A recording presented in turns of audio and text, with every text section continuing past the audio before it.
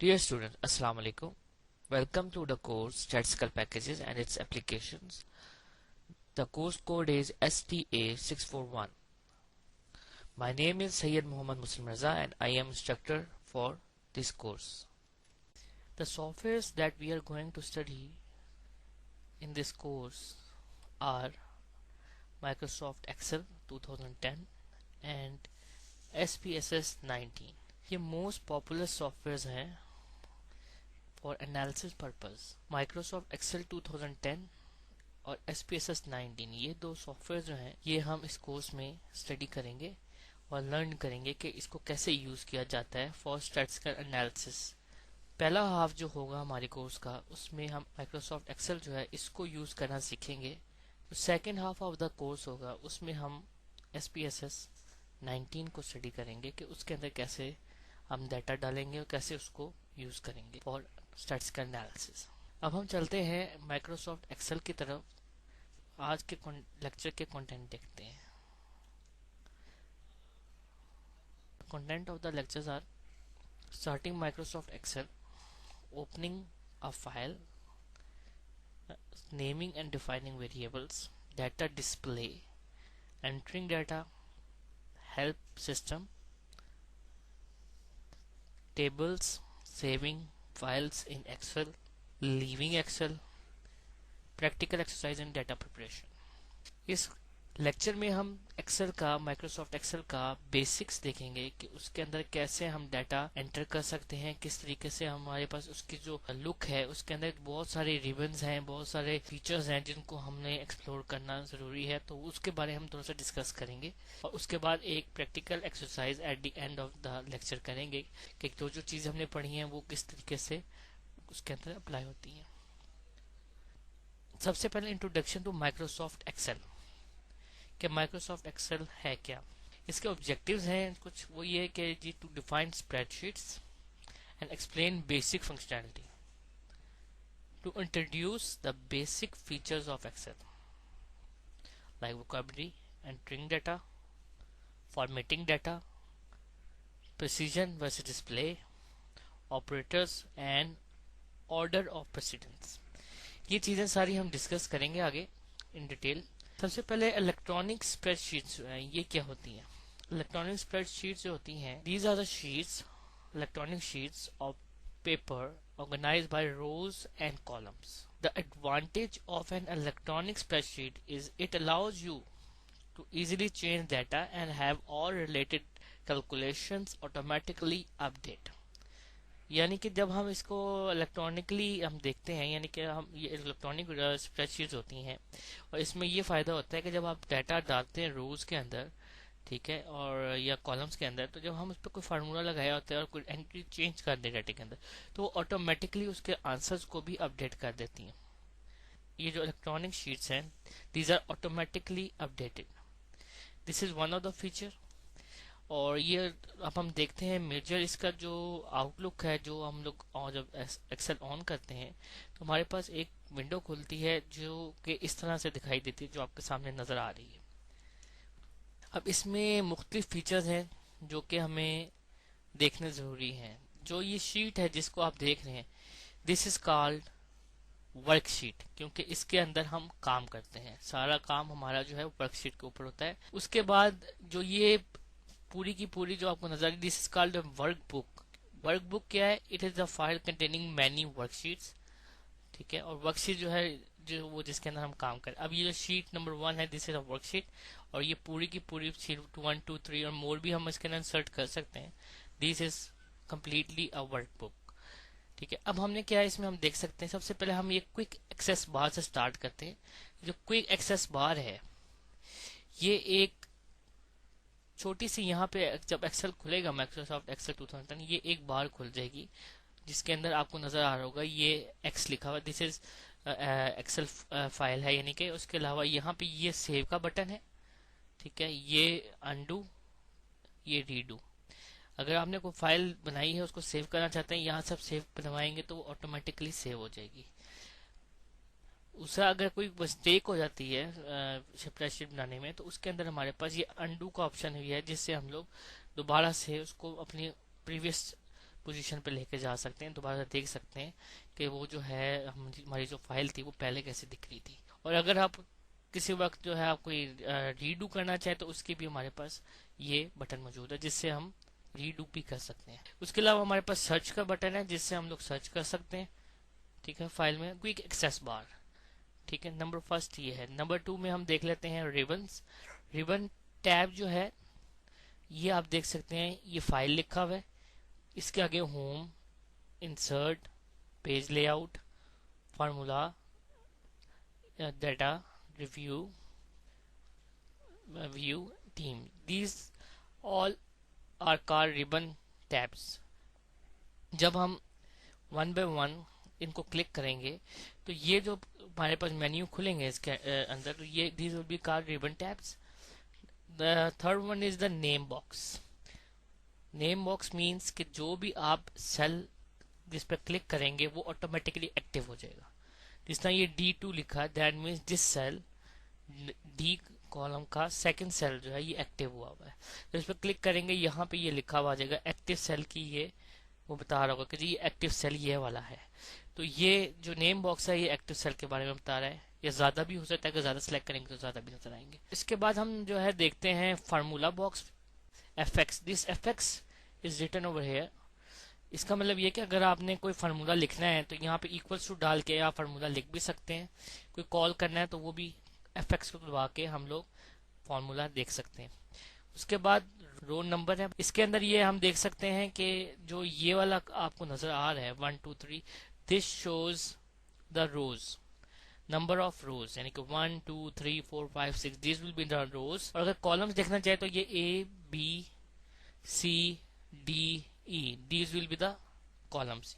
इस तरह ये जितने भी हैं जो ABC से रिप्रेजेंट हो रहे हैं ऊपर, ये कॉलम्स हैं, और जो ये 1 2 3 से हैं ये ना रोज हैं, रोज नंबर। हमारे पास जिस सेल में हम क्लिक करेंगे वो एक्टिव सेल कराएगा हमारा। फॉर एग्जाम्पल अगर हम इधर क्लिक करते हैं डाटा डालने के लिए, तो ये हाईलाइट हुआ हुआ है सेल, तो ये जो सेल होगा ये एक्टिव सेल होगा क्योंकि उसके ऊपर हम काम कर रहे हैं। फिर यहाँ आते हैं scroll bars. Scroll bars means कि अगर हमने डाटा डाला हुआ है, डाटा काफी ज्यादा उस अमाउंट में हमारे पास है, तो हम क्या होगा कि ये स्क्रॉल बार स्मॉल हो जाएगी। ये हम इसको ऊपर से नीचे खींचेंगे जब स्क्रॉल बार को, तो ये जो डाटा है ये ऊपर नीचे मूव करेगा। और इसी तरह अगर हमने लेफ्ट राइट डाटा को मूव कराना है, यानी कि हमारे पास नंबर ऑफ कॉलम ज्यादा है और हमारे पास इस साइड पे डाटा अवेलेबल है जो कि हम देखना चाहते हैं और यहाँ पे नजर नहीं आ रहा, तो फिर हम क्या करेंगे, इस स्क्रॉल बार को राइट साइड पे करेंगे, लेके जाएंगे, तो हमारे पास जो राइट साइड के जो कॉलम्स है वो नजर आने लग जाएंगे। तो स्क्रॉल बॉक्स का ये पर्पज है। दूसरा ये जूम है, जूम प्लस और माइनस से नजर आ रहा है आपको। जब आप माइनस दबाएंगे तो ये जूम बैक हो जाएगा, और जूम इन करने के लिए हमें ये प्लस का बटन दबाना होगा, जिससे जो कि ज्यादातर यूज होता है अगर किसी को प्रॉपरली नजर नहीं आ रहा या आप जूम करके देखना चाह रहे हैं कि जी वैल्यूज क्या है और नहीं प्रॉपरली विजिबल नहीं है, तो उसको जूम करके भी आप शीट को देख सकते हैं। उसके अलावा व्यू बटन है, डिफरेंट व्यूज अवेलेबल है, सिंगल शीट, डबल शीट या आप देखना चाहते हैं। उसके अलावा हमारे पास ये जो ये sheet 1 2 3, these are different sheets, worksheets in a workbook.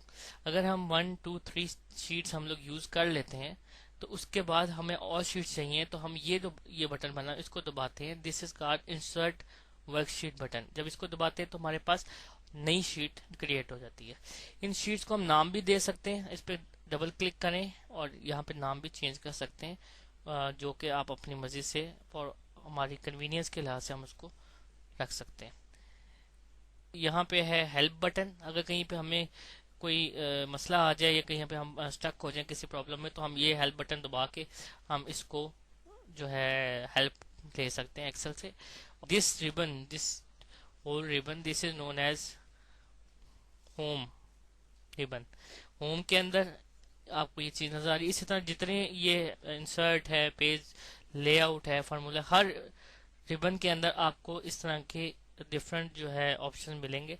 Home में जब आप दबाएंगे तो ये आपको ऑप्शन मिल रहा है, जिसमें आपको ऑप्शन मिल रही है कि जब आप डाटा किसी सेल में डालें तो उसका फॉन्ट क्या होगा, एरियल रखना है, टाइम्स न्यू रोमन रखना है, डिफरेंट आपके पास ऑप्शन है वो कर सकते हैं। फोन का साइज क्या होगा, दिस इज 12 13 14, जो भी आपने मतलब फोन साइज रखना है वो आप यहाँ से सिलेक्ट करेंगे। अगर साइज वैसे आप इंक्रीज या डिक्रीज करना चाहते हैं तो ये बटन है, इससे आप इंक्रीज कर सकते हैं, इससे आप डिक्रीज कर सकते हैं। एरो का जो निशान है दैट शोज कि इंक्रीज करें या डिक्रीज करें। इधर आपके पास बी का बटन है, दिस बी शोज बोल्ड। अगर आपने डाटा को बोल्ड करना है जो लिखा हुआ है तो ये बी दबाएंगे तो बोल्ड हो जाएगा। इसी तरह ये आई है, दैट मीन्स अटैलिक। अगर आपने डाटा को अटैलिक करना है तो आई दबा देंगे सिलेक्ट करके तो वो अटैलिक हो जाएगा। और अंडरलाइन करने के लिए ये यू के नीचे लाइन लगी हुई है, this is the symbol for underline, तो हम उसको अंडरलाइन भी कर सकते हैं। और इसी तरह अगर हम लोग टेबल बनाते हैं तो हमारे पास टेबल की जो लाइंस हैं, जो सेंटर लाइंस हैं या साइड की लाइंस हैं, ठीक है ना, ये लाइंस जिस तरह ये लगी हुई हैं, ये है, ये भी इसकी लाइंस हैं। तो ये लाइंस बनाने के लिए कि आपको सेंटर में बनानी है, साइड में बनानी है, या बॉक्सेस बनाने, उसके लिए आपके पास ये ऑप्शन है जो कि आपको डिस्प्ले करता है कि कौन सी आप लाइंस लगाना चाह रहे हैं। We will discuss it in the later stage of the lecture. आगे बाकी चीजें देखते हैं। इसमें हम देख रहे हैं कि ये जो ऑप्शन है ये बैकग्राउंड कलर है, ठीक है। ये जिस तरह इन्होंने ये फूड आइटम आप देख सकते हैं, जिस तरह आप ये देख सकते हैं फूड आइटम है, इसका पिछला कलर है वो येलो हुआ हुआ है, वो इधर से आप सिलेक्ट करके बटन दबा के आप इधर कलर जो है वो सिलेक्ट कर सकते हैं, बैकग्राउंड कलर, ताकि आपका जो पेज है वो मोर उसके अंदर जो आपके पेज की हेडिंग्स है, जिस तरह फूड आइटम्स है, price per package, packages, total, percentage total, these are the headings जिनको बोल्ड करके आप हाईलाइट भी कर सकते हैं। ये आपके हेडिंग्स आ गई। उसके बाद आपने अगर टेक्स्ट का कलर ब्लैक रखना है इट्स ओके। अगर आपने चेंज करना चाहे तो यहाँ से आप टेक्स्ट का कलर भी चेंज कर सकते हैं। ये ए के नीचे जो कलर है ये आप सिलेक्ट कर सकते हैं डिफरेंट कलर, तो उससे आप टेक्स्ट कलर डिफरेंट कर सकते हैं। उसके बाद आपके पास ये ऑप्शन है अलाइनमेंट की, टेक्स्ट जो आप लिख रहे हैं उसको आप सेंटर में रखना चाह रहे हैं, ठीक है, तो ये वाला बटन है। अगर आप लेफ्ट साइड पे करना चाह रहे हैं तो इस बटन को यूज कर सकते हैं, और राइट साइड पे करना चाहें तो इसको यूज कर सकते हैं। इसी तरह जो आपके पास ऑप्शन डिफरेंट हैं, this is for the merging cell, more than two cells उनको कंबाइन करना चाहें, इकट्ठा करके एक सेल बनाना चाहें तो मर्ज सेल को यूज करते हैं, और उसमें दो सेल्स को जो है मुख्तलिफ सेल्स हैं उनको भी कंबाइन कर सकते हैं मर्जिंग सेल यूज करके। कंडीशनल फॉर्मेटिंग है, फॉर्मेटिंग टेबल है, स्टाइल सेल स्टाइल्स हैं, this will be discuss in the later stage of the lectures. और इसमें बाकी इंसर्ट, डिलीट, फॉर्मेट, सेल के अंदर डाटा डालने के लिए ये ऑप्शन भी है हमारे पास। सेल के बारे में अब थोड़ा सा जो पीछे डिस्कशन हुई थी उसको थोड़ा सा आगे लेके चलते हैं कि इसमें सेल्स क्या होते हैं। सेल्स जो है ये जितनी भी वर्कबुक है, वर्कबुक के अंदर डिफरेंट सेल्स होते हैं, नंबर ऑफ सेल्स होते हैं। अब ये जो सेल्स होते हैं ये under some row and column exist कर रहे हैं। जिस तरह ये रो नंबर 1 है, इसके पहला सेल ये है और ये एक कॉलम के अंदर आ रहा है। अब ये जो सेल होगा ये हम कहेंगे कि फूड आइटम जो है ये एक सेल है जिसका नाम है A1। ए हमें शो करेगा number of the name of the column, और जो ये 1 है and this will show us the row number. इसी तरह अगर फॉर एग्जांपल ये वैल्यू हम देखना चाहते हैं और इसको ये सेल में हमने लिखी 2.50, ये जो सेल है इसके अंदर ये वैल्यू जो है इसको हम देखना चाहते हैं, तो ये हमारे पास जो एक्टिव सेल जहां में लिखा हुआ नजर आ रहा होगा वो आ रहा होगा B2। The B shows the column and 2 shows the row number, ठीक है। इसी तरह बाकी भी हम देख सकते हैं। इसमें मेनली अब ये जिस तरह ये फार्मूला यहाँ ये जो डी है, डी में आप देख सकते हैं कि यहाँ पे अगर आप फॉर एग्जाम्पल लिख देते हैं equals to B2 star C2, तो इसमें क्या होगा कि B2 जो है जिसमें ये वाली एंट्री है जो मैंने अभी आपको बताई है, जैसे C2 क्या होगा, C कॉलम और 2 रो C2, तो ये B2 और ये C2 आ जाएगी। B2 star C2, B2 into C2 का आपने किया 2.5 इंटू 2, तो ये 5 आ गया। आपने सिर्फ यहाँ पे इक्वल्स टू लगा के B2 स्टार C2 करेंगे तो आपके पास ये एंट्री आ जाएगी। ये वही है जो मैंने आपको भी शुरू में बताया कि the sheet is automatically updated. जब आपने ये फार्मूला लगा लिया, अगर फॉर एग्जांपल मैं यहाँ पे 2.5 की जगह 5 कर देता हूँ तो यहाँ ऑटोमेटिकली जब आप ये 5 यहाँ पे करेंगे और एंटर करेंगे 5 लिखने के बाद, तो यहाँ पे 10 लिखा हुआ आ जाएगा, क्योंकि 5 इंटू 2 10। फार्मूला आपने एक दफा लगाया लेकिन ऑटोमेटिकली वो अपडेट कर रहा है शीट को। This is one of the features that an electronic sheet has. Now we will go towards the row number. Row number हमारे पास ये आपको मैंने बताया कि ये रो नंबर्स हैं, ठीक है। नंबर ऑफ ये जो रोज हैं उनको नंबर से 1 2 3 4 5 6 ऑन करते हैं, और जो कॉलम है उसको हम ABCD से डिनोट कर रहे होते हैं माइक्रोसॉफ्ट एक्सेल में। शीट नंबर और जो है डिफरेंट शीट्स के बारे में बात कर लेते हैं। कभी कभार हमारा जो डाटा होता है वो एक सिंगल शीट में पर्पस पूरा नहीं हो रहा, तो हमें सेकेंड और थर्ड शीट को भी साथ इनकॉर्पोरेट करना पड़ता है। तो उसके लिए हम क्या करते हैं कि फर्स्ट शीट को सेकेंड और थर्ड शीट जितने भी हमारे पास शीट्स हैं जिनको हम यूज कर रहे हैं उनको हम मिला के यूज करते हैं। फॉर एग्जांपल अगर मैं जो हूँ ये जो शीट नंबर 1 है, बुक 1 की जो शीट नंबर 1 है, मैं फार्मूला लगाना चाह रहा हूँ वो लिख के, और मैं सेकेंड शीट और थर्ड शीट में से सेल को इनपुट कर सकता हूँ। सिर्फ मुझे क्या करना होगा, इक्वल्स टू लिख के फॉर एग्जांपल सम करना चाह रहा हूँ तो ए के नहीं यहाँ पे लिख लूंगा इक्वल्स टू सम, और जो सेकंड और थर्ड शीट है उसको यहाँ से क्लिक करके और उसमें से उस स्पेसिफिक वैल्यू जिनका मैं सम करना चाह रहा हूँ उन पर मैं क्लिक कर दूंगा, तो ऑटोमेटिकली मेरे पास वो सम होके इधर आ जाएगी। अगर फॉर एग्जांपल हमारे पास डिफरेंट वर्क बुक्स हैं उसको भी हम यूज किया कर सकते हैं, उनको कंबाइन करके डिफरेंट बुक्स वर्क बुक्स में से आप डाटा जो है एक वर्क बुक में से एक वैल्यू लेके, एक शीट में से कोई वैल्यू लेके और उसको दूसरी वर्क बुक के साथ भी इंटरेक्ट करके हम लोग उसका ऊपर फार्मूला अप्लाई कर सकते हैं using this method. This is called referencing a cell. See the file tab, जिस तरह मैंने भी आपको बताया था कि फाइल टैब अभी आपने उसमें देखा जो प्रीव्यू के अंदर, उसमें जब हम फाइल टैब पर क्लिक करते हैं तो इसमें एक मेन्यू ओपन होता है, ठीक है। उसके अंदर हम लोग ओपनिंग अ फाइल यूज कर सकते हैं, फाइल सेव कर सकते हैं, उसको यूज करते हैं, मॉडिफाई एक्सेल ऑप्शन, ये सारी ऑप्शन उसके अंदर आ रही होती हैं फाइल के अंदर। उसके अलावा ये कि यही जो ये जो चीजें हैं ये जो मैंने आपको बताई हैं, अगर आपने फाइल सेव करनी है तो एक क्विक एक्सेस बार आपको मैंने अभी पीछे दिखाई थी, उसका पर्पज यही है कि आपको बार बार जाके फाइल में सेव करने के बजाय आप यहाँ से इसका सिर्फ ये बटन बना हुआ है सेव का, इसको आप दबाएंगे तो आपका डायरेक्ट सेव हो जाएगा। कोई अंडू करना चाहते हैं, कोई चीज आपने लिखी है और वो सही नहीं है, आपको लगता है कि जी मैंने वैल्यू गलत डाल दी है, तो ये अंडू कर देंगे तो वो वैल्यू रेज हो जाएगी। तो इसी तरह जो है डिफरेंट ये सर्च की ऑप्शन है, ये रीडू की ऑप्शन है, ये क्विक एक्सेस बार में जो मोस्ट यूज होती हैं वो हम क्विक एक्सेस बार में डाल दी गई हैं ताकि आप जल्दी इसको यूज कर सकें, सेट ऑफ के आपको सारा प्रोसीजर फाइल में टैब में जाकर दोबारा से सारा करना पड़े।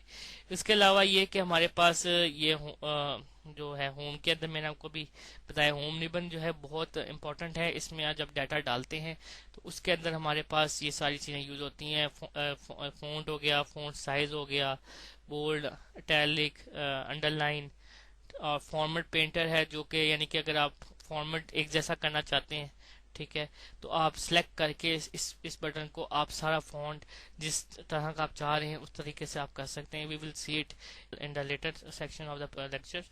हाईलाइटिंग के लिए है टेक्स्ट के और बैकग्राउंड के। उसके अलावा ये आपके जो है सेल अलाइनमेंट्स हैं, डाटा आपका लेफ्ट लाइन है सेंटर्ड होना चाहिए या राइट लाइन होना चाहिए, ये आप इसके अंदर देखते हैं। ये एक है नंबर जो है, इसमें अगर जब आप डाटा डालते हैं तो इसमें अगर आप डॉलर साइन इन करेंसी को यूज करें तो ये यूज करेंगे, परसेंटेज को यूज करें तो ये यूज कर सकते हैं, और ये जो है ये आपके डेसिमल पॉइंट्स जो है वो सेट करने के लिए, इसको हम अभी latest stage of this lecture हम इसको डिस्कस करेंगे।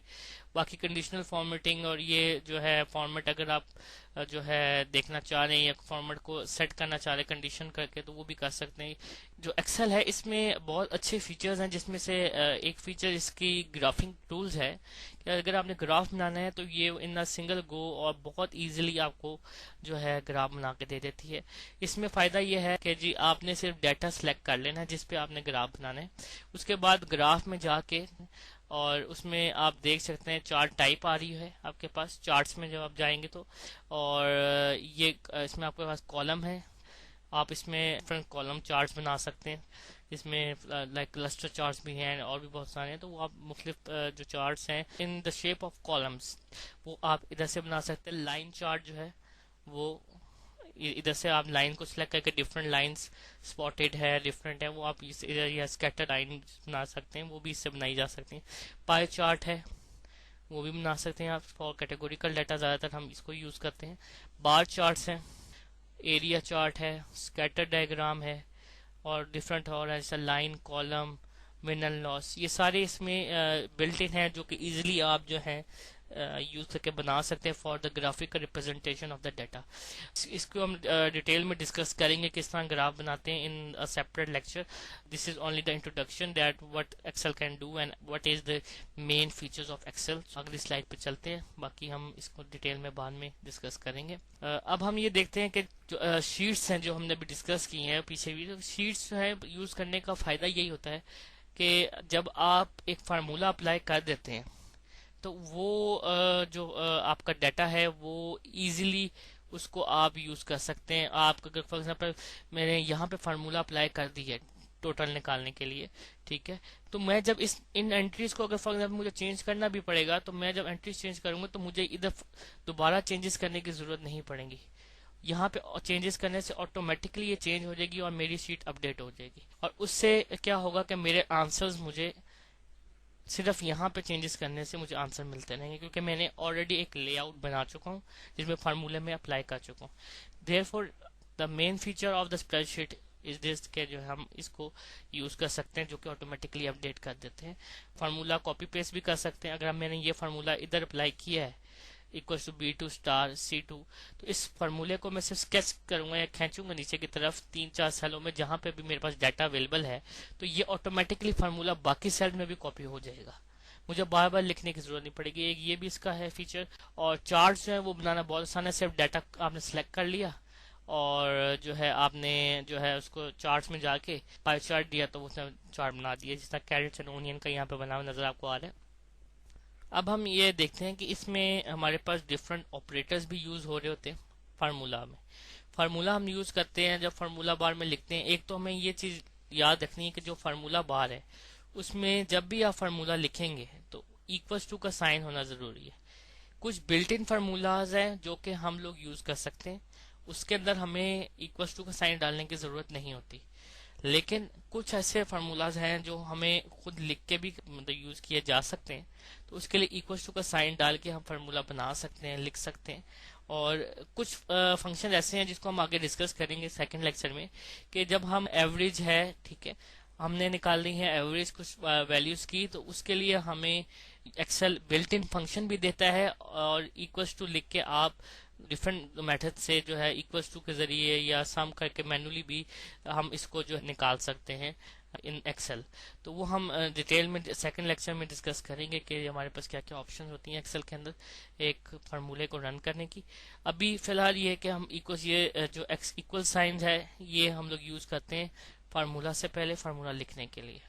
अब फॉर एग्जाम्पल इसमें जो सीक्वेंस है equal to E8 plus 3 star E10 minus E11, ये एक फार्मूला है। फॉर एग्जाम्पल मैं यहाँ पे लिख देता हूँ F2।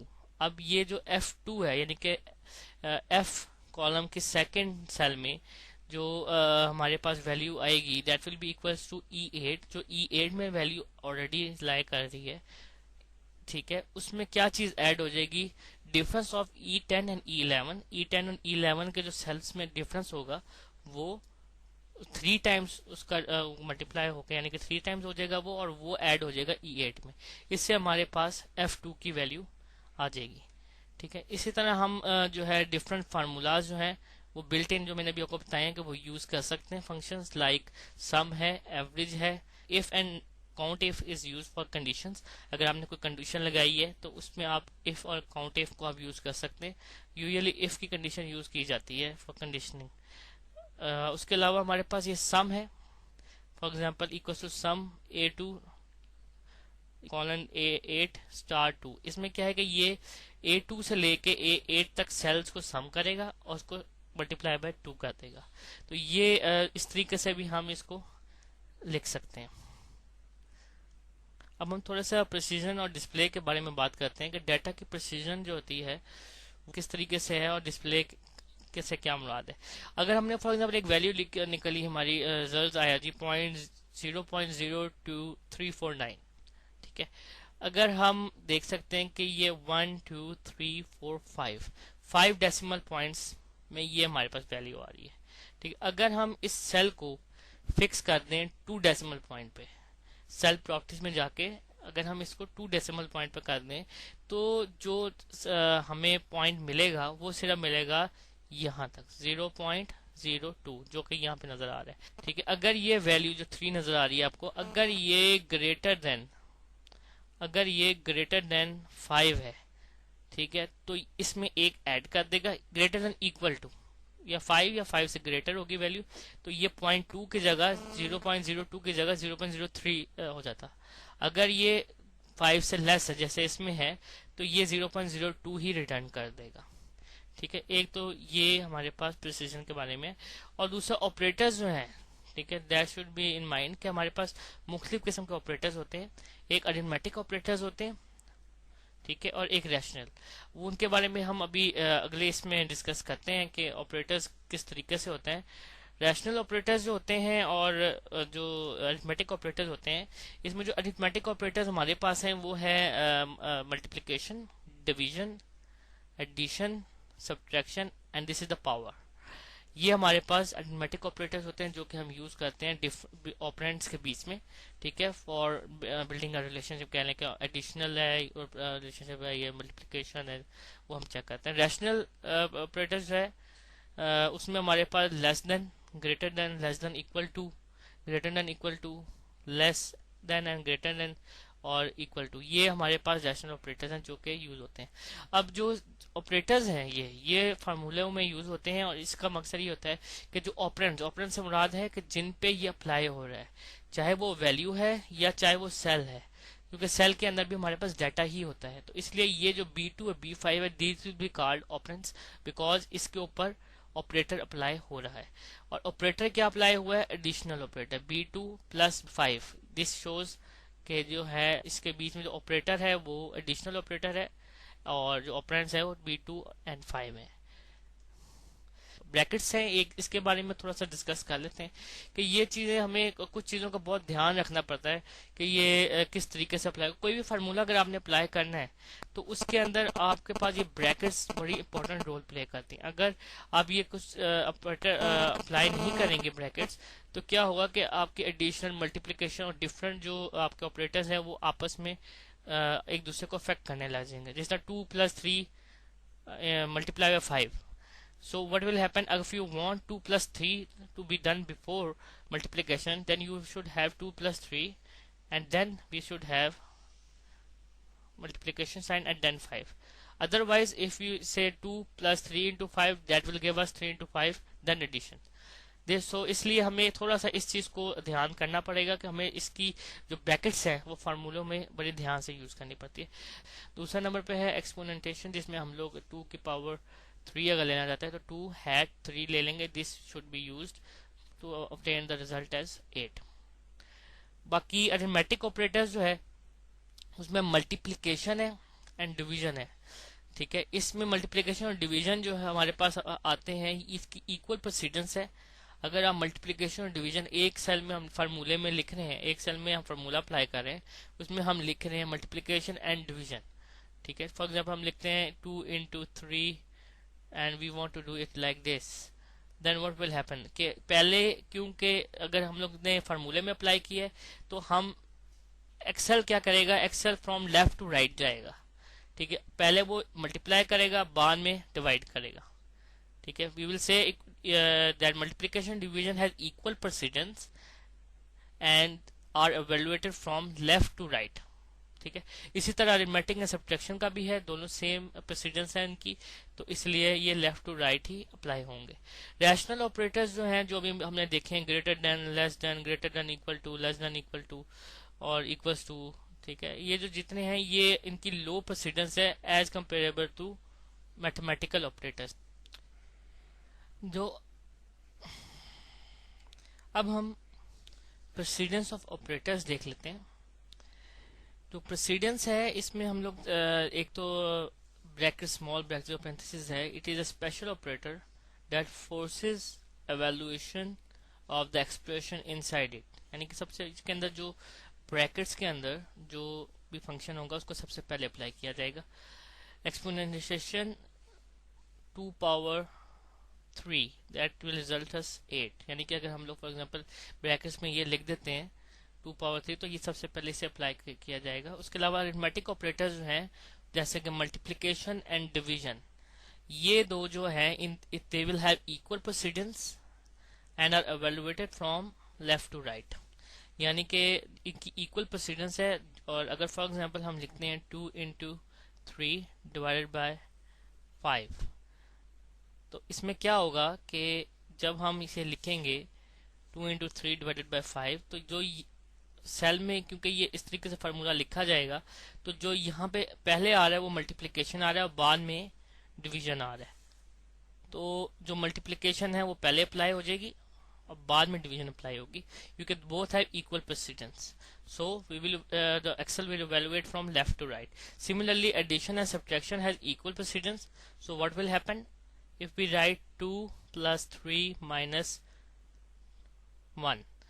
So what will happen, it will add first 2 plus 3 and then it will subtract 1 from it, because the formula the addition is on the left side of subtraction. Now rational operators have low precedence than arithmetic operators. ये हमेशा याद रखिएगा कि rational operators जो है इनकी less precedence होती है अरिथमेटिक ऑपरेटर्स से। Now we will see some precision and numbers. तो प्रिसीजन जो है नंबर ऑफ डेसिमल पॉइंट्स या decimal places stored in the computer, this is precision. And अगर हम इसको देखें फॉर्मेटेड डिस्प्ले में, तो फॉर्मेटेड डिस्प्ले में डेसिमल प्लेसेस को हम सेट कर सकते हैं सेल्स की, ठीक है। अगर फॉर एग्जांपल हमने लिखा जो 1/8, actually it is 0.125 but 0.125 it is actually 3 decimal places. So if we set it on 2 decimal places, what will happen कि 5 है, ये इसको 0.1, क्योंकि ये 5 या 5 से ग्रेटर के लिए मैंने बताया कि ये एक ऐड कर देता है, तो ये 0.13 हो जाएगा फॉर 2 डेसिमल प्लेसेस। सिमिलरली अगर 1 डेसिमल प्लेस कर लेते हैं तो ये 3 क्योंकि लेस देन 5 है, तो it will remains the same and it will be 0.1 and 1 will be same 0.1। और अगर हम इसको 0 डेसिमल प्लेस कर देंगे क्योंकि ये वाली वैल्यू 0.5 से लेस है, तो it will give us 0, like this it is written here for different decimal points. So in my opinion, when we are dealing with the decimal points, you should at least take 2 or 3 decimal points. Formatting the display, ठीक है। इसमें हमारे पास एक ये option आ रही है जिसको मैंने कहा था हम बाद में डिस्कस करेंगे। इसमें आप देख सकते हैं कि एक हमारे पास डॉलर का साइन है, परसेंटेज है, कॉमा है, ठीक है, और ये दो साइंस हैं जो कि 0.0 and 0.00। What are these are actually buttons हैं ये जो कोई यूज किए जाते हैं रिबन में से, होम रिबन में से। उसमें मेन ये है कि ये जो परसेंटेज है, that if we are dealing with a percentage data, if we want to deal with a percentage data, we can use this button to change the data into the percentages. And whereas currency, we can use this dollar sign so that we can fix the currency. इसके अलावा comma जो है, comma भी use किया जाता है। For example हम लिखते हैं 10,000, this comma can be used using this button. अब इसमें हमारे पास एक्सेल में एक और बहुत अच्छा फीचर है जिसमें ये कि हम जो डेट्स हैं उनको यूज कर सकते हैं, उनके ऊपर भी काम किया जा सकता है। फॉर एग्जांपल अगर हमने लिखा 1/27/2013, ठीक है, अगर हम चाहते हैं ये इस तरह नहीं, इसे हमें डे भी दे और साथ में मंथ और वो लिखा हुआ नजर आए, तो हम इसमें क्या करेंगे, उसके सेल की फॉर्मेटिंग में जाके, फॉर्मेट सेल प्रॉपर्टीज में जाके फॉर्मेट सेल में जाएंगे। आगे हमारे पास ये ऑप्शंस आ रही हैं, ठीक है, डेट के अंदर। अगर मैंने ये सिलेक्ट की है तो ये इस तरीके से मुझे दिखाई दे रही होगी। लेकिन अगर मैं इसकी जगह ये वाला सिलेक्ट कर लेता हूँ और डाटा मैंने डाला हुआ है इस तरह, तो ये इस तरीके से मुझे कॉलम बी में जो नजर आ रहा है वो नजर आना शुरू हो जाएगी। इसी तरह हमारे पास डिफरेंट ऑप्शंस है जो कि अंदर इसमें गिवन है, जिसको हम यूज कर सकते हैं और डिफरेंट फॉर्मेट्स के जिस तरीके से हमें डिस्प्ले हो डेट्स। अगर हम फॉर एग्जांपल चाहते हैं कि जी 2 डेट्स हैं उनके बीच में डिफरेंस पता चल जाए कितने दिनों का है, तो that can also be done like this. If we have 1/27/2013, and the second one is 1/23/2013, and we want to find how much difference is between these two dates. So we can write equals to a1/b1 which will result is as an 5। इसमें अब हमने ये चीज देखनी है कि जो cell references हैं, ठीक है, अगर आपने दो डेट्स अलग अलग सेल में डाली हैं और उसको आप इस फार्मूले को लगाएंगे तो वो आपको रिजल्ट दे देगा। लेकिन अगर आप इक्वल्स टू लिख के और डेट्स लिख देते हैं between like this equals to 1/27/2013 minus 1/22/2013, तो वो आपको रिजल्ट नहीं देगा। इसके लिए ज़रूरी है कि ये दोनों डेट्स आप इंडिविजुअली अलग-अलग सेल्स में A1 और B1 में डालें और फिर इस फार्मूले को अप्लाई करेंगे तो वो हमें 5 दिन का 5 डेज का डिफरेंस दे देगा। अब हम थोड़ा सा इसके बारे में देख लेते हैं कि जो स्टेप्स हमने पीछे यूज किए हैं उसको किस तरीके से यूज करना है। कि अगर हमने एक स्प्रेडशीट बिल्ड करनी है और काम मतलब उसको अप्लाई करना है डाटे को, तो हम क्या करेंगे कि हम सबसे पहले जो वेरिएबल्स हैं अपने उनको डालेंगे, लिखेंगे। उसके बाद हम जो वेरिएबल्स डालेंगे उनको लेबल कर लेंगे, वैल्यूज उनकी इनपुट करेंगे, फिर उनका फॉर्मेट सेट करेंगे। फॉर्मेट में साइज है, उसका फ़ॉन्ट है, स्टाइल है, कलर, बॉर्डर, अलाइनमेंट, जिस तरह हमें जो पीछे चीज़ें हमने डिस्कस की हैं वो हम यूज़ करते हुए इनको उसके फॉर्मेटिंग करेंगे।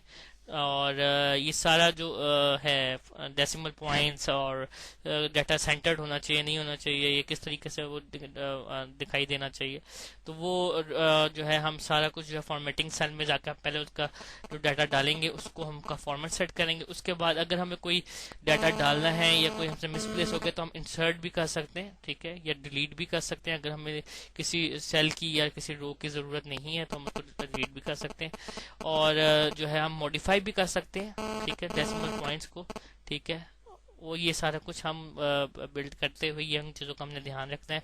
फार्मूलाज पहले यूज़ करके उसके बाद जो रिजल्ट्स आ रहे हैं उनकी डेसिमल डिस्प्ले जो है उसको हम यूज़ कर सकते हैं अकॉर्डिंग टू आवर जो है लेवल, जो हम जो भी चाहते हैं कि जिस लेवल पे वो डेसिमल प्लेस जो है वो हमें नज़र आए, वो भी हम यूज़ कर सकते हैं यूजिंग डेसिमल डिस्प्ले। उसके अलावा जो है क्रिएट अ सिंपल चार्ट, ठीक है। अगर हम लोगों को ग्राफिकल डिस्प्ले चाहिए तो हम जो ये फार्मूला अप्लाई करके और जो रिजल्ट्स हमने निकाले होंगे उनको हम जो है चार्ट्स की शक्ल में ग्राफिकल डिस्प्ले भी कर सकते हैं। अगर शीट्स जो हैं वो मतलब उस पर डाटा पूरा आ रहा है और अगर हमारा बहुत ज़्यादा डाटा नहीं है तो हम सिंगल शीट पे भी काम कर जाते हैं, नहीं तो हम डिफरेंट शीट्स भी यूज़ कर सकते हैं। और जो शीट्स हैं उनको हम नाम दे सकते हैं, डिफरेंट नेमिंग जो है उसकी कर सकते हैं। सिर्फ उस पर डबल क्लिक करेंगे, उसका नाम रख लेंगे अकॉर्डिंग टू आवर कन्वीनियंस के हम जिस नाम से उसको रखना मतलब कॉल करना चाह रहे हैं। अब जो थोड़ी सी मेजर जो हमने चीज़ें अभी पढ़ी हैं उसमें हमने पढ़ा है वर्कबुक, ठीक है। वर्कबुक जो है जिसमें हम डिफरेंट वर्कशीट्स होती हैं उसमें हम काम करते हैं, और वर्कशीट जो है वही है स्प्रेडशीट है जिसमें हम डाटा एंटर करते हैं, अपना एनालिसिस करते हैं, अपना जो भी डाटा स्टोर भी कर सकते हैं, ठीक है। रिबन्स आ गए, रोज के बारे में हमने डिस्कस किया है, कॉलम्स के बारे में डिस्कस किया है, ठीक है। और सेल्स हैं, सेल्स में रो कॉलम्स जो है हम जो कम्बिनेशन होता है और ये जो सेल्स होते हैं उसके अंदर हम डाटा इनपुट करते हैं। और एक्टिव सेल जिस पे हम जिस सेल के अंदर फार्मूला या जिस कॉल के ऊपर हम कोई काम करें या फार्मूला लिख रहे हुए वो एक्टिव सेल हो जाता है, एक्टिव कर लेते हैं, वो ऑटोमेटिकली एक्टिव हो जाता है। वैल्यूज आ गई हैं, वैल्यूज जो है न्यूमेरिक वैल्यूज हम देते हैं, अल्फाबेटिकली भी दे सकते हैं लेबल्स, ठीक है।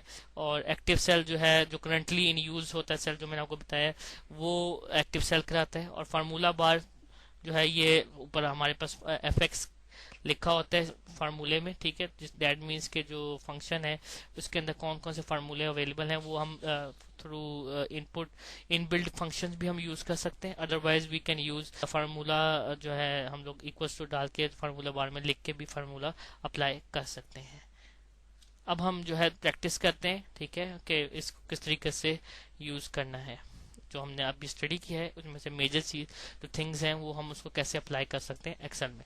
अब आप लोग अपना एक्सेल माइक्रोसॉफ्ट एक्सेल जो है उसको ओपन करें 2010 को, और उसके बाद जो है हम इसको स्टार्ट करें। एक्सेल इंस्टॉल कर लेंगे तो आपने स्टार्टअप मेन्यू में जाना है, ठीक है। और यहाँ पे आपके पास ऑल प्रोग्राम्स आ रहा है, इस पर क्लिक करेंगे, ठीक है।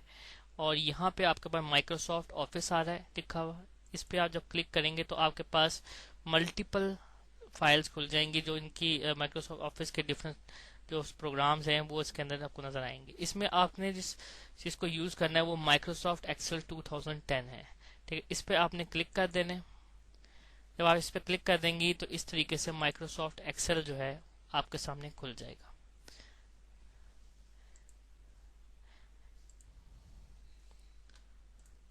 जब माइक्रोसॉफ्ट एक्सेल आपके सामने खुल जाएगा तो आपने जो चीज देखनी है वो आपके सामने ये वही व्यू है जो कि हमने अभी अपनी स्लाइड्स में देखा। अब आप ये देख सकते हैं कि यहाँ पे ए बी सी डी ये जितनी भी these are columns A B C D and so on. ठीक है, और जो ये है 1 2 3 4 5 सो ऑन ये हमारे पास रोज है। अगर हमारे पास डाटा बहुत ज्यादा हो जाता है, फॉर एग्जांपल हम एंटर करते जाते हैं, तो ये जो बार है ये आप देखें पहले यहाँ पे थी, अब ये इधर नीचे आ गई है। अब हम अगर 38 से ऊपर डाटा देखना चाह रहे हैं तो हमें इस स्क्रॉल बार को हम यूज कर सकते हैं ऊपर ले जाके, जिससे हमें पता चल जाएगा कि डाटा कहाँ पे। अब स्क्रॉल बार को यूज कर सकते हैं for going left right and up and down. Up down करने के लिए ये वाली स्क्रॉल बार यूज होगी और लेफ्ट राइट जाने के लिए ये वाली। ये हमारे पास फाइल मेन्यू है। फाइल में आपके पास ऑप्शन है सेव करने की। ठीक है, सेव कर सकते हैं आप फाइल को। ठीक है, कोई फाइल अगर आपने पहले की बनी हुई पड़ी है उसको ओपन करना है तो ओपन का बटन आपके पास यहाँ पे यूज हो रहा है। ठीक है, और अगर आप बंद करना चाहते हैं तो ये क्लोज का बटन बना हुआ है, आप क्लोज करेंगे तो ये क्लोज हो जाएगी।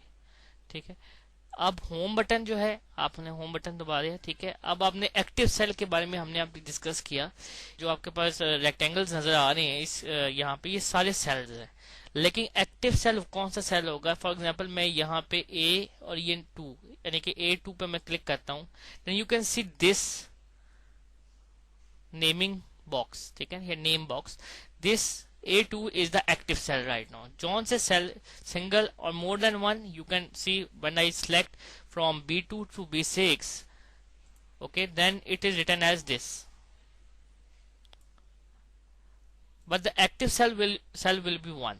ठीक है, जिस पे आप क्लिक करेंगे वो एक एक्टिव सेल हो जाएगा।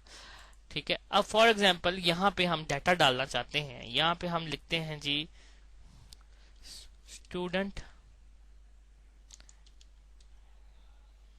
हाइट। ठीक है, अब आप ये देख सकते हैं कि यहाँ पे जब मैंने स्टूडेंट हाइट लिखा तो ये सेकंड जो कॉलम है या सेकंड कॉलम की जो सेकंड रो है उसमें जो सेल है उसमें ये एम्बेंड हो गया, लेकिन एक्चुअली ये प्रेजेंट फर्स्ट सेल में ही है। You can see this, if I click beat it is an empty cell, but from here we can see that it is gone into the second cell. Now what will we do? अगर हम चाहते हैं कि इसको set करें, एक तो ये कि जब आप इस पर डाटा डाल लेंगे आप यहाँ पे आके जब इस पर डबल क्लिक करें, इसकी जो ज्वाइंट है ए और बी का, इस पर डबल क्लिक करें तो ये ऑटोमेटिकली अपनी जो विड्थ है ऑटोमेटिकली एडजस्ट कर लेगा। अगर आप चाहते हैं नहीं इसकी विड्थ वही रहे लेकिन ये जो है नीचे आ जाए, ठीक है, तो आप यहां से ये एक ऑप्शन है रैप टेक्स्ट, इसको आप दबाएंगे तो आप ये देखेंगे कि ये ऑटोमेटिकली स्टूडेंट और नीचे हाइट नीचे लिखा हुआ आगे। ठीक है, ये एक ऑप्शन है जो कि हम यूज कर सकते हैं। सेकंड ऑप्शन इज जो मैंने आपको बताई है मर्ज सेल की है। अगर फॉर एग्जांपल आप ये नहीं चाहते कि ये रैप टेक्स्ट करें, आप चाहते हैं कि जी ये दो सेल एक ही सेल बन जाए, तो आप क्या करेंगे, इन दोनों सेल्स को क्लिक करेंगे। जब ये इस तरह ब्लैक से हाईलाइट हो जाएगा उसके बाद आपने मर्ज सेल दबा देना है, तो क्या होगा कि अब ये एक सेल बन गया है। एक्चुअली जो A2 था वो A और उसकी जो विड्थ है वो एनहेंस हो गई है और B की सेकंड सेल की जगह भी A2 ने ले ली है। व्हाट विल वी डू कि हम आपको मैं आपको थोड़ा सा इसके बारे में बताता हूँ कि स्टूडेंट हाइट हमने डाल दी, अपने एक वेरिएबल स्टूडेंट हाइट का डिफाइन कर लिया। फिर अब हम चाहते हैं कि जी स्टूडेंट हाइट के साथ उनका वेट भी आ जाए। वी विल से हमने यहाँ वेट लिख लिया, यहाँ पे स्टूडेंट हाइट्स लिखनी है। स्टूडेंट हाइट के लिए हम एक ऑप्शन तो ये है कि हम यहाँ क्लिक करें, ठीक है, और डाटा डाल लें। दूसरा ये कि हम कॉपी पेस्ट भी कर सकते हैं डाटा को। सबसे पहले हम क्या करते हैं जी, स्टूडेंट की हाइट है जी 6 feet, okay, 5.7, 5.3,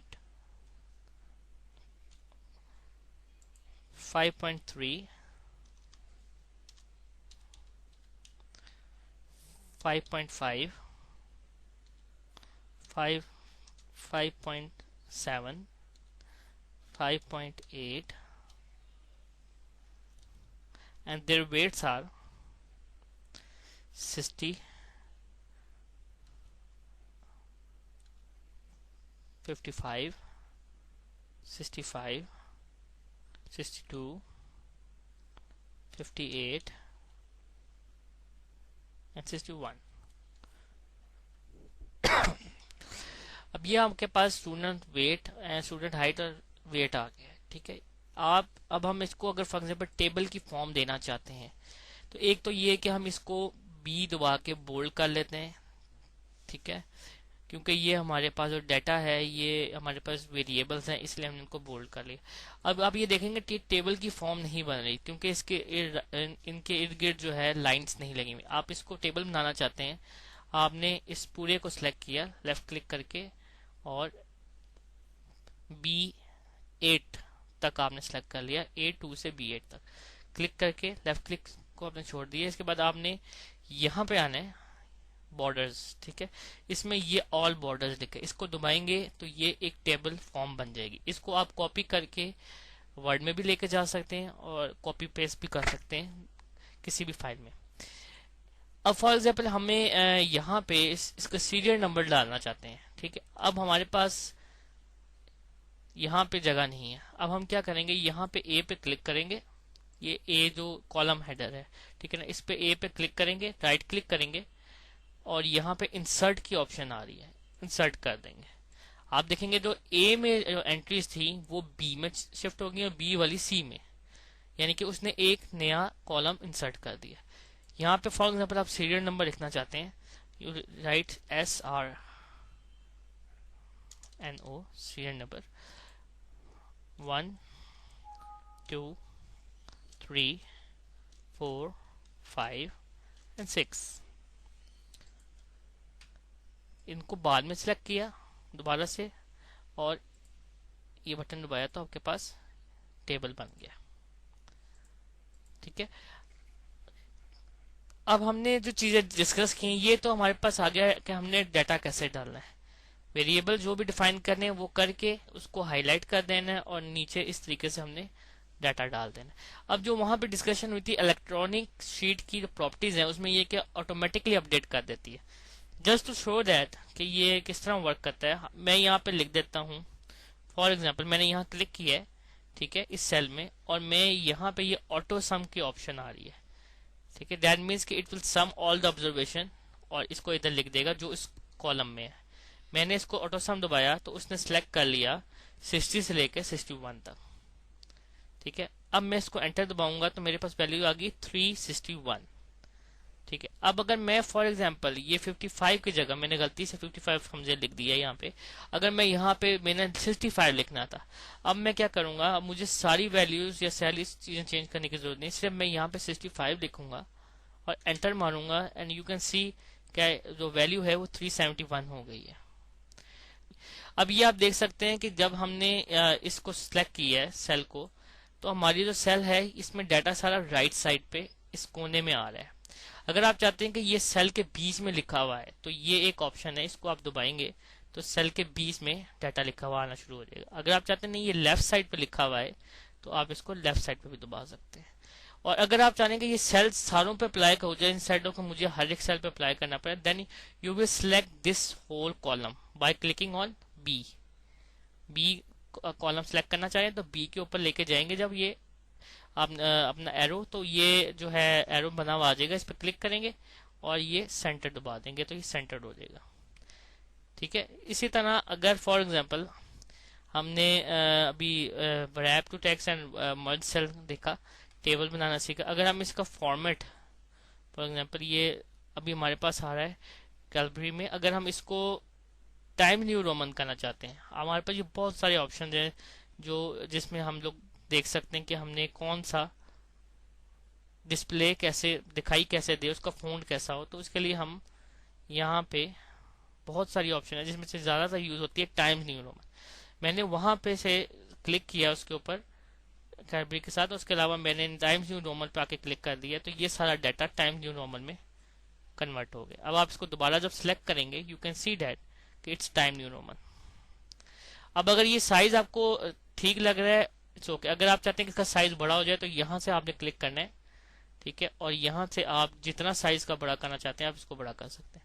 and the second option is that अगर आप इस तरह नहीं करना चाह रहे तो आपने ये मैंने आपको बताया था ये बटन है जिससे आप इसका साइज बड़ा भी कर सकते हैं और इसके साथ वाले बटन से इसका साइज स्मॉल भी कर सकते हैं।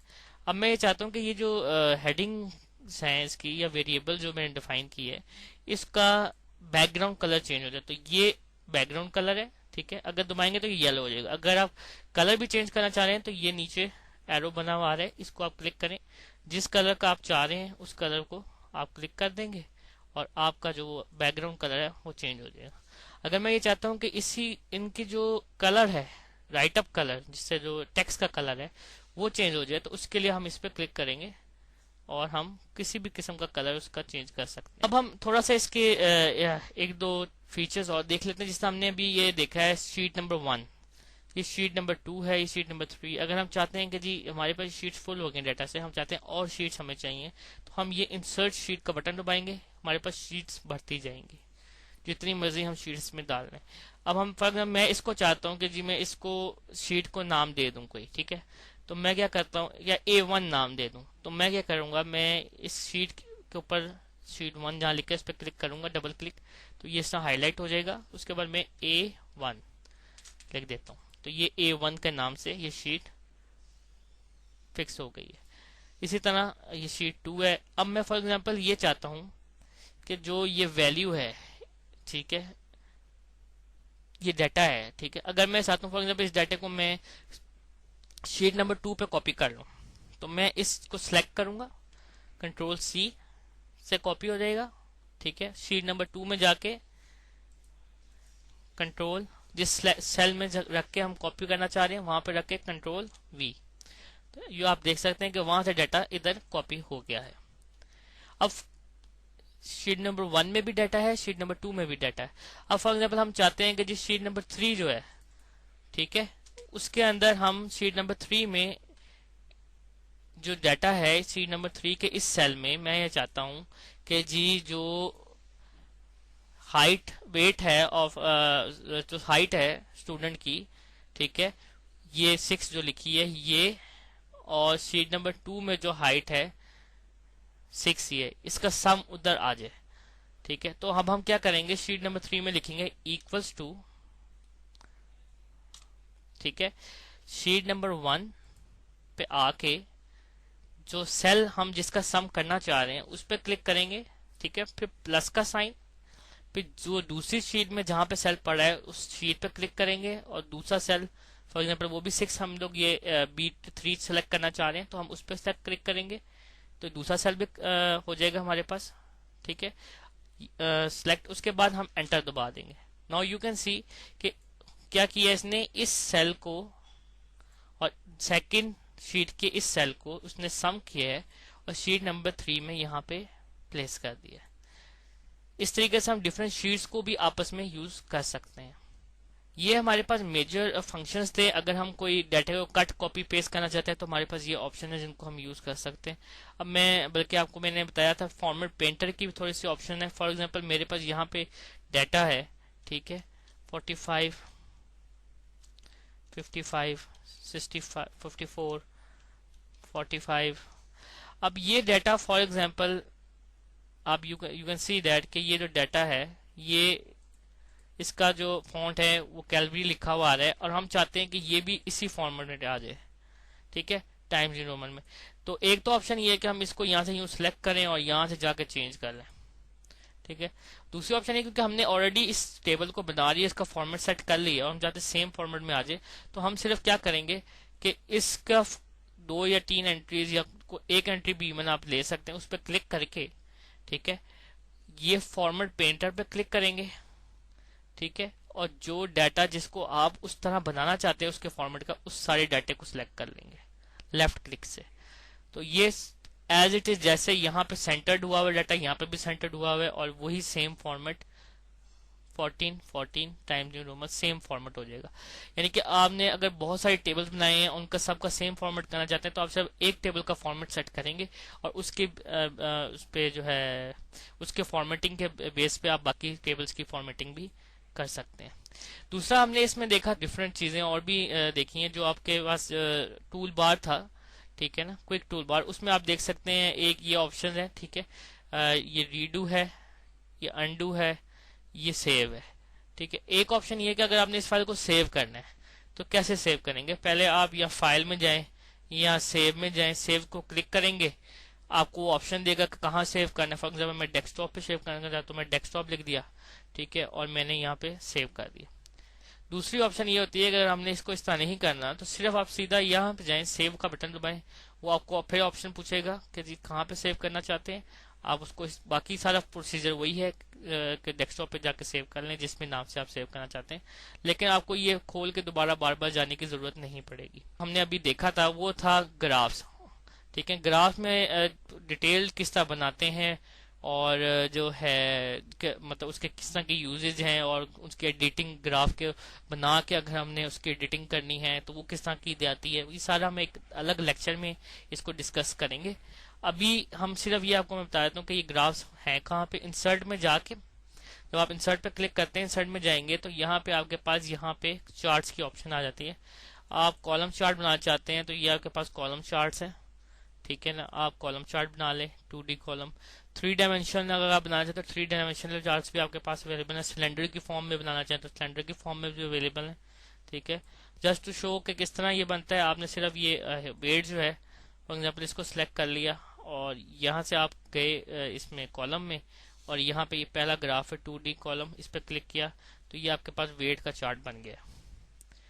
ठीक है, इसी तरह आप बाकी भी बना सकते हैं, लेकिन डिटेल में हम इसी पूरे के पूरे जो ग्राफिकल मेथड्स हैं जो एक्सेल के, उसको हम बाद में डिस्कस करेंगे। बाकी फार्मूलाज हैं। फार्मूला जब आप फॉर एग्जांपल किसी सेल में आप कोई फार्मूला लिखना चाहते हैं, आपके पास ऑप्शन होती है तो आप फॉर एग्जांपल इधर कोई फार्मूला लिखना चाहते हैं। एक तो ये है कि आप यहाँ पे एफ ऑफ एक्स दबाएं, आपके पास मल्टीपल जो है ना फार्मूलाज नजर आएंगे। सम है, एवरेज है, इफ है, हाइपरलिंक है, काउंट, मैक्स, मैक्सिमम वैल्यू देने के लिए, ठीक है, सम इफ है, पीएमटी, स्टैंडर्ड डेविएशन। और ये जिस पे आप फिर क्लिक करेंगे, ठीक है, उसमें वो नीचे आपको इसके बारे में डिस्क्रिप्शन दे देगा कि ये देता क्या है एक्चुअली। जिस तरह हमने मैक्स पे क्लिक किया तो उसने कहा कि return the largest value in the data set, ठीक है, मतलब जो आपकी मैक्सिमम वैल्यू आ रही है डाटा में वो आपको यहाँ पे रिटर्न कर देगा। ठीक है, इसी तरह और भी ऑप्शन है। ये ऑप्शन जो है ना इनको आप यूज कर सकते हैं। अगर आपको और चाहिए फार्मूलाज तो आप यहाँ से इसके ऊपर क्लिक करेंगे, मोस्ट रिसेंट यूज की जगह आप कर देंगे ऑल, या अगर हमने सिर्फ स्टैटिस्टिकल यूज करने हैं तो हम स्टैटिस्टिकल लिखा हुआ नजर आ रहा है, इस पर क्लिक कर देंगे तो आपके पास बहुत सारे फार्मूले यहाँ पे आ जाएंगे जो कि आप ये देख सकते हैं।